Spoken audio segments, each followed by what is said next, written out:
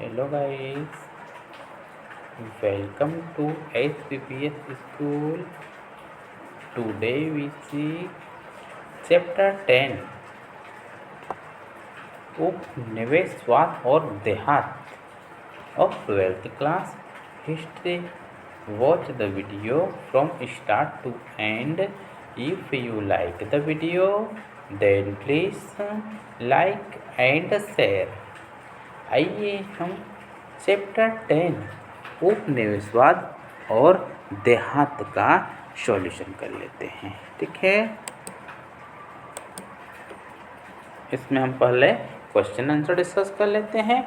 First question दिया गया है, ग्रामीण बंगाल के बहुत से इलाकों में जोतदार एक ताकतवर हस्ती क्यों था। ठीक है, ग्रामीण बंगाल के बहुत से इलाकों में जोतदार एक ताकतवर हस्ती क्यों था, इसका आंसर देख लेते हैं। ग्रामीण बंगाल के बहुत से इलाकों में जोतदार एक ताकतवर हस्ती निम्नलिखित कारणों से था। ठीक है, 18वीं शताब्दी के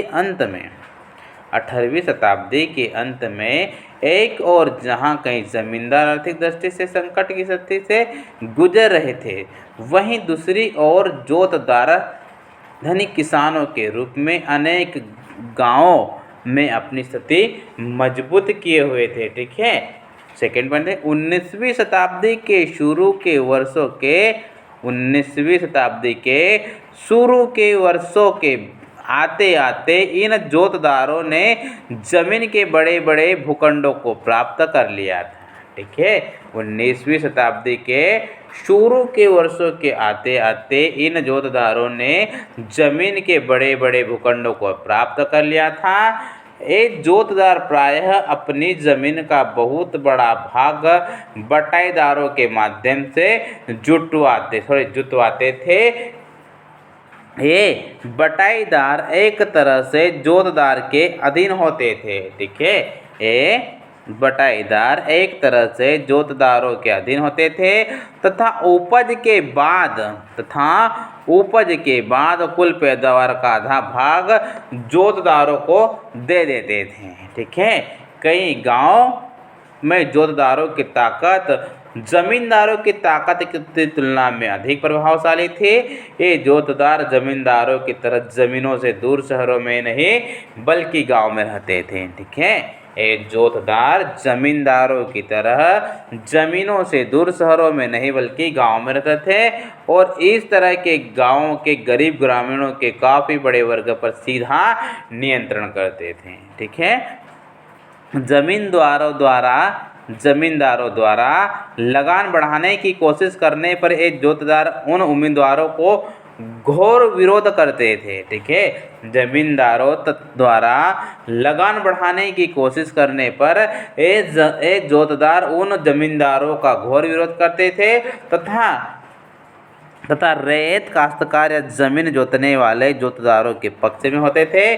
रैयत जमींदारों का जमा लगान नहीं, जिन्हें जोतदारों की इशारे पर देर से भुगतान करते थे। इस तरह जमींदारों की स्थिति खस्ता हो जाती थी। ठीक है, इसी तरह जमींदारों की स्थिति खस्ता हो जाती थी। उनकी जमींदारियों की नीलामी होती थी। ठीक है, उनकी जमींदारों की नीलामी होती थी तो जोतदार अपने धन और बटाईदारों के सहयोग से जमीनों को खरीद लेते थे।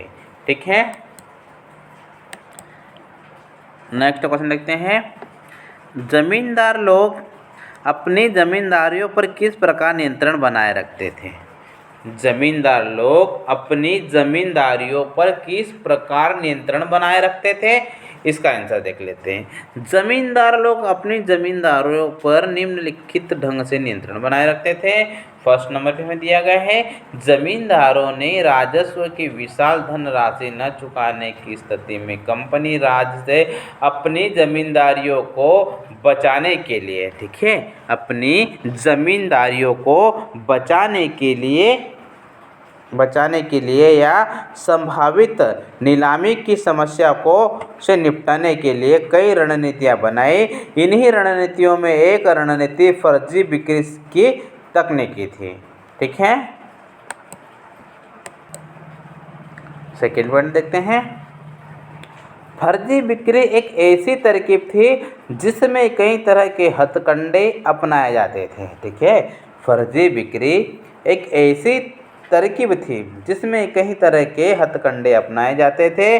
उदाहरण के लिए बर्दवान के राजा ने पहले तो अपनी जमींदारों का कुछ हिस्सा अपनी माता को दे दिया, क्योंकि कंपनी से यह निर्णय ले रखा था। ठीक है, क्योंकि कंपनी से यह निर्णय ले रखा था कि स्त्रियों की संपत्तियों को नहीं छीना जाएगा। ठीक है, कि स्त्रियों की संपत्तियों को नहीं छीना जाएगा। थर्ड पॉइंट देखते हैं। जमींदार ने नीलामी की प्रक्रिया में अपने एजेंटों के माध्यम से जोड़ तोड़ किया। ठीक है, कंपनी की राजस्व मांग को कई बार जानबूझकर रोक लिया गया और भुगतान न की गई बकाया राशि बढ़ाई गई। ठीक है, जब भू संपदा का कुछ हिस्सा नीलाम किया गया तो जमींदार के आदमियों ने ही अन्य खरीदारों के मुकाबले ऊंची ऊंची बोलियां लगाकर संपत्ति को खरीद लिया। ठीक है, संपत्ति को खरीद लिया।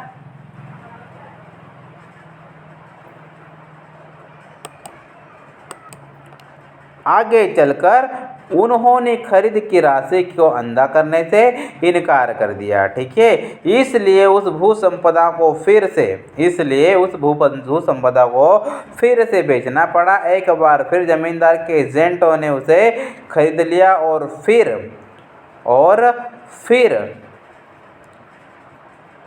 एक बार खरीद कर रकम नहीं अदा की गई और एक बार फिर नीलामी करनी पड़ी। यह प्रक्रिया बार बार दोहराई जाती रही और आतंकवत्वा राज और नीलामी के समय बोली लगाने वाले थक गए। जब किसी ने भी बोली नहीं लगाई तो उस संपदा को नीची कीमत पर फिर जमींदार को ही बेचना पड़ा।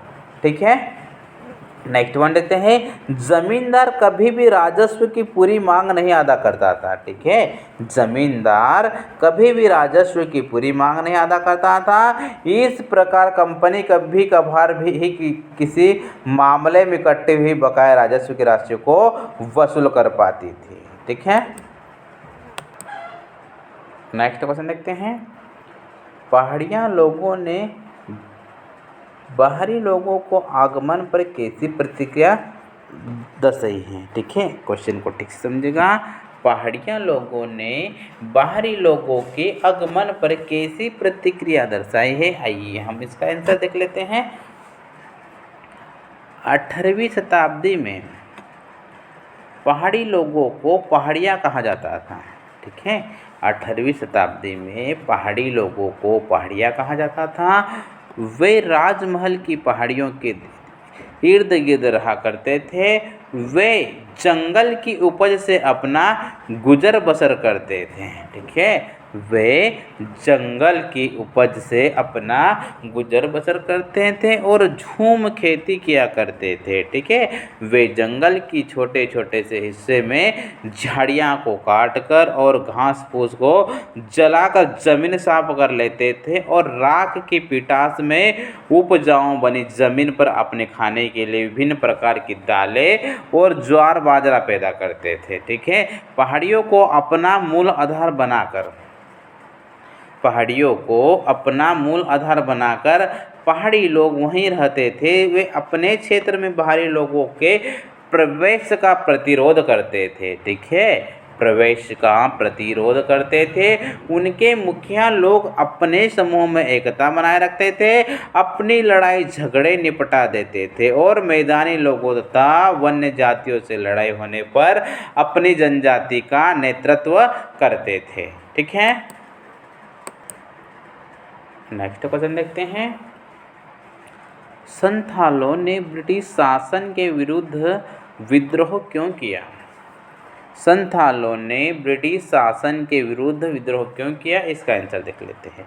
संथालों ने ब्रिटिश शासन के विरुद्ध विद्रोह निम्नलिखित कारणों से किया है। जैसे फर्स्ट नंबर हमें दिया गया है, संथाल अपनी खानाबदोश जिंदगी को छोड़ जंगलों के अंदरूनी हिस्सों में एक जगह बस गए। ठीक है, संथाल अपनी खानाबदोश जिंदगी को छोड़ जंगलों के अंदरूनी हिस्सों में एक जगह बस गए और बाजार के लिए कई तरह के वाणिज्यिक फसलों की खेती करने लगे। ठीक है, और बाजार के लिए कई तरह के वाणिज्यिक फसलों की खेती करने लगे और व्यापारिक तथा साहूकारों के साथ लेन देन करने लगे थे। किंतु संथालों ने जल्दी ही समझ लिया था, ठीक है, किंतु संथालों ने जल्दी ही समझ लिया कि उन्होंने जिस भूमि पर खेती शुरू की थी, ठीक है, कि उन्होंने जिस भूमि पर खेती शुरू की थी वह उनके हाथों से निकलती जा रही थी, ठीक है, क्योंकि संथालों ने जिस जमीन का साफ करके खेती शुरू की उस सरकार भारी करूं निकलती जा रही थी, क्योंकि संथालों ने जिस ज़मीन को साफ करके खेती शुरू की थी उस पर सरकार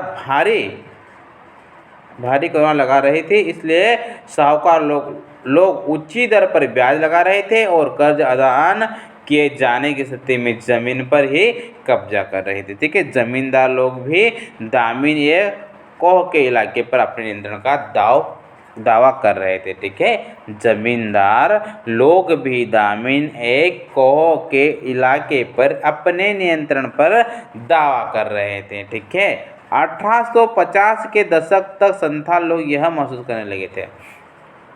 1850 के दशक तक संथाल लोग यह महसूस करने लगे थे कि अपने लिए एक ऐसे आदर्श संसार का निर्माण करना बहुत जरूरी है जहां उनका अपना शासन हो, ठीक है, जहां पर उनका अपना शासन हो। अतः जमींदारों, साहूकारों तथा औपनिवेशक राज के विरुद्ध विद्रोह करने का समय अब आ गया है, ठीक है। 1855 से 56 के संथाल विद्रोह के बाद संथाल परागना का निर्माण कर दिया गया, जिसके लिए 5500 वर्ग मील का क्षेत्र 5500 वर्ग मील का क्षेत्र भागलपुर और वीरभूम जिलों में से लिया गया था, ठीक है।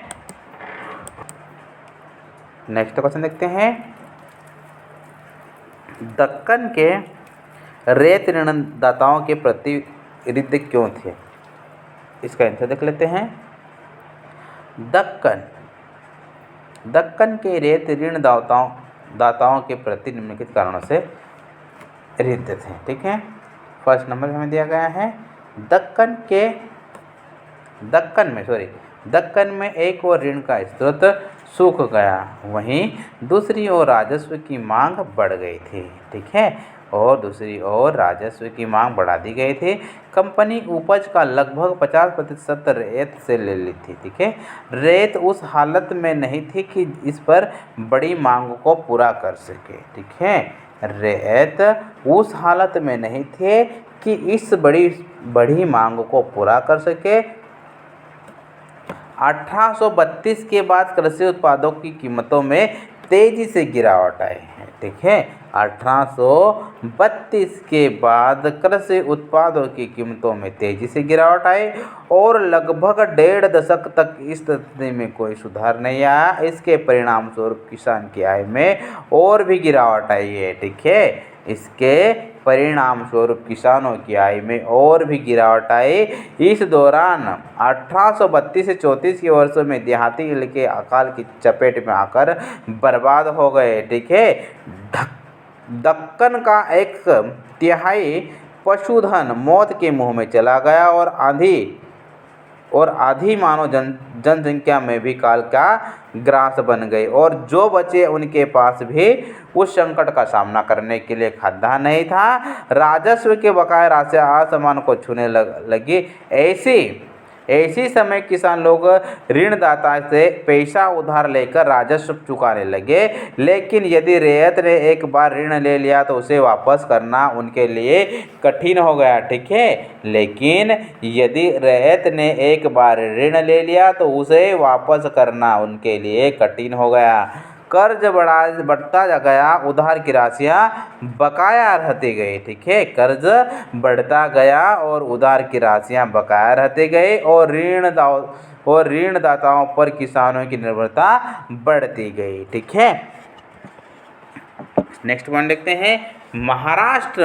महाराष्ट्र में निर्यात व्यापारी और साहूकार अब दीर्घावधिक ऋण देने के लिए उत्सुक नहीं रहे, ठीक है, क्योंकि उन्होंने यह देख लिया कि भारतीय कपास की मांग घटती जा रही थी। ठीक है, उन्होंने यह देख लिया कि भारतीय कपास की मांग घटती जा रही है और कपास की कीमतों में भी गिरावट आ रही है। ठीक है, इसलिए उन्होंने अपना कार्य व्यवहार बंद करने, किसानों को अग्रिम राशि प्रतिबंध करने और बकाया ऋणों को वापस मांगने का निर्णय लिया। एक ओर तो ऋण का स्रोत सूख गया और दूसरी ओर राजस्व की मांग बढ़ा दी गई। ठीक है, पहला राजस्व बंदोबस्त 1820 और 1830 के दशकों में किया गया था। ठीक है, 1820 और 1830 के दशकों में किया गया था। अब अगला बंदोबस्त करने का समय आ गया था और इस नए बंदोबस्त में मांग को नाटकीय ढंग से 50 से 100% तक बढ़ा दिया गया। ठीक है।